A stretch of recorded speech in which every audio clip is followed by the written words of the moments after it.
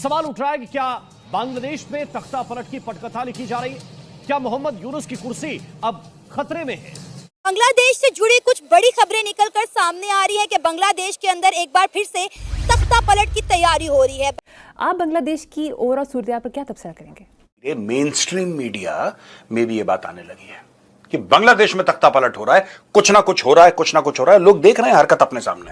मैंने क्या तबसरा, हालात ने तो कर दिया जो करना था। देखो, इससे यूनुस सरकार के तख्ता पलट की चर्चाएं और ज्यादा जोर पकड़ रही हैं। माना भी ये जा रहा है कि बांग्लादेश में सेना अंतरिम सरकार के प्रमुख मोहम्मद यूनुस को हटाकर नियंत्रण पूरी तरह से अपने हाथ में ले सकती है। अब उन स्टूडेंट लीडर्स और आर्मी के बीच में तनातनी मची हुई है और खबरें ये हैं कि एक बार फिर से बांग्लादेश में कू हो सकता है।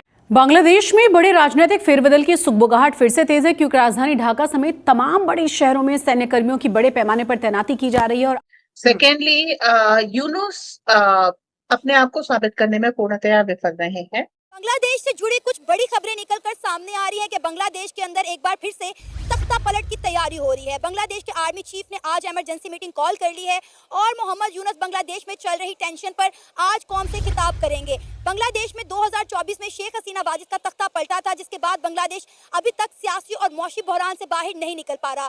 तो यहाँ सवाल ये खड़ा होता है कि अब बांग्लादेश में किसका तख्ता पलटने वाला है, क्योंकि फिलहाल बांग्लादेश के अंदर मोहम्मद यूनुस की सरकार काम कर रही है। दोस्तों, बांग्लादेश जब से शेख हसीना गई है, मुझे नहीं लगता, मुझे पता नहीं है कि क्या जो स्टेबिलिटी थी बांग्लादेश में आर्टिफिशियल थी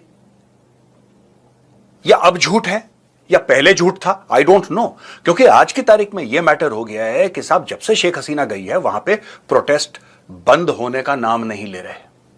प्रोटेस्ट हो रहे हैं किसी ना किसी चीज को लेके, कोई फौज के खिलाफ, कोई राष्ट्रपति के खिलाफ, कोई स्टूडेंट्स आपस में प्रोटेस्ट कर रहे हैं और बांग्लादेश में आग लगी पड़ी है। यहां पे लोग छाती पीट रहे हैं कि साहब जिससे हमारा मैक्सिमम अर्निंग थी, जो हम लोग एक्सपोर्ट करते थे, जिससे रेवेन्यू आती थी हमारे पास, टेक्सटाइल, वो धंधा बैठ गया। और यहां बात चल रही है कू की, तख्ता पलट की, सिविल वॉर की। और यह सब हो रहा है दोस्तों आपके बगल में। और आपके लिए क्यों इंपॉर्टेंट है ये? क्योंकि जितना बांग्लादेश अंदर से डैमेज होता है, जितना बांग्लादेश अंदर से अनसेटल होता है, उतने बांग्लादेशी भारत के अंदर घुसते हैं। ये आपकी गली, आपके मोहल्ले, आपके शहर में आते हैं और आपके बगल में सेटल डाउन होते हैं। ये फितरत है आज से नहीं, ये 55 साल से सिलसिला चल रहा है। 55 ईयर्स, 1971 के वॉर के पहले की बात है दोस्तों। अब चलिए मैं आपको यह बताता हूं कि लेटेस्ट बांग्लादेश में हुआ क्या है। दोस्तों, general Wakeruzzaman, chief of army staff of the Bangladesh army, और मोहम्मद यूनुस जो चीफ एडवाइजर हैं इंटरिम गवर्नमेंट के, उनके बीच में खटपट हो रही है। और ये खटपट क्यों है दोस्तों?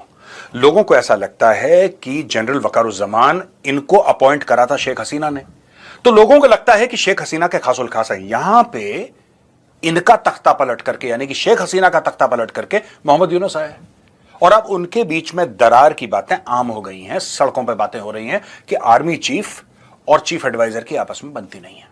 दोस्तों, नसीमुल हक गनी जो कि इंटरिम होम सेक्रेटरी है, उसने बोला है कि ये सब चीजें बकवास हैं, ये सब र्यूमर्स हैं। लेकिन वहां पे जिस तरीके से फॉर्मेशन कमांडर्स आ रहे हैं, जिस तरीके से यह बातचीत हो रही है कि कौन सा लेफ्टिनेंट जनरल पाकिस्तान के आईएसआई के साथ मिला हुआ है, कौन सा लेफ्टिनेंट जनरल एक्चुअली बांग्लादेश का लॉयल नहीं है, पाकिस्तान का लॉयल है, कौन सा लेफ्टिनेंट जनरल, कौन सा मेजर जनरल, कौन सा ब्रिगेडियर जमातुल इस्लामी का एक्चुअली मेंबर है। बांग्लादेश आर्मी ज्वाइन करने से पहले वो मेंबर था। ऐसी ऐसी खबरें आ रही हैं और लोग कह रहे हैं कि यहां पे डिफरेंट पॉलिटिकल एजेंडाज पेश करे जा रहे हैं बांग्लादेश के अंदर। Different political agendas.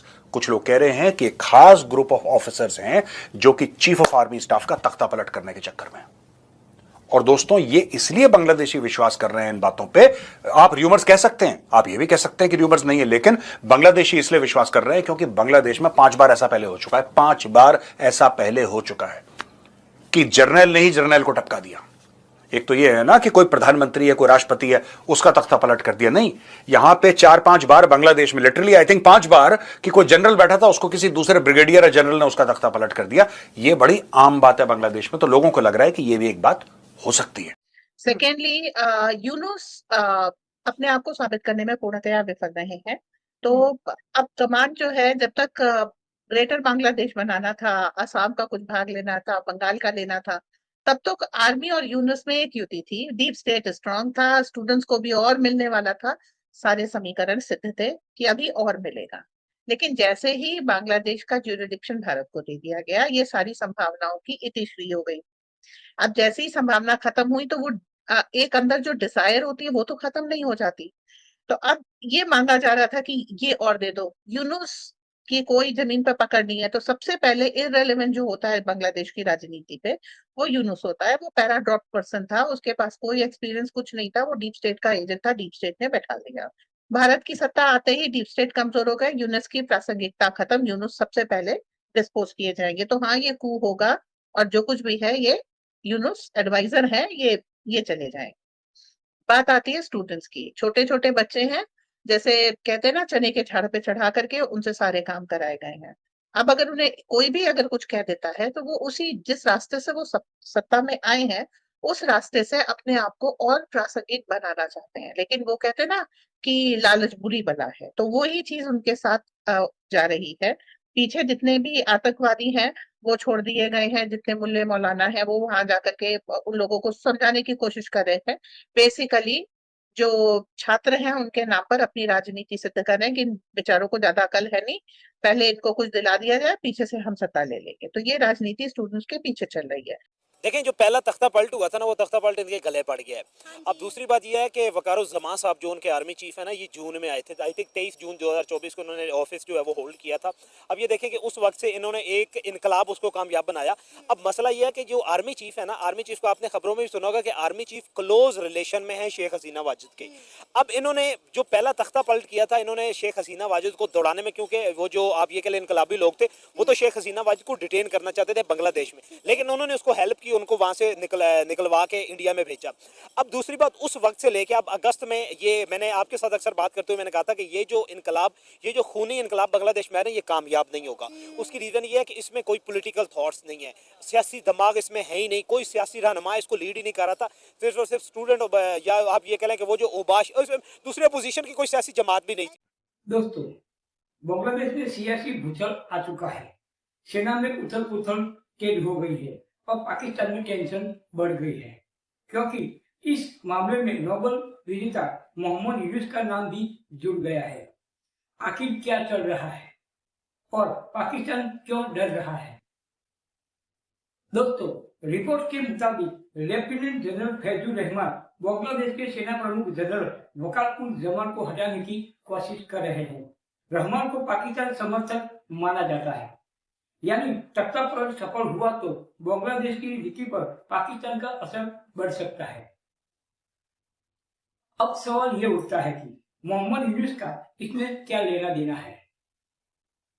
दरअसल हाल ही में उन पर भ्रष्टाचार के आरोप लगे हैं और वे शेख हसीना सरकार के कड़े विरोधी बताए जा रहे हैं। कुछ विशेषज्ञों का कहना है कि बाहरी ताकतें बांग्लादेश को अस्थिर करने में लगी है। पाकिस्तानी मीडिया इसे बड़ा सियासी गेम बता रहा है। इधर बांग्लादेश की सैन्य खुफिया एजेंसी DGFI ने फैजुर रहमान पर कड़ी नजर रखना शुरू कर दिया है। अब सवाल यह है कि क्या तख्ता पलट होगा? क्या मोहम्मद यूनुस की उसके लिए बढ़ेगी?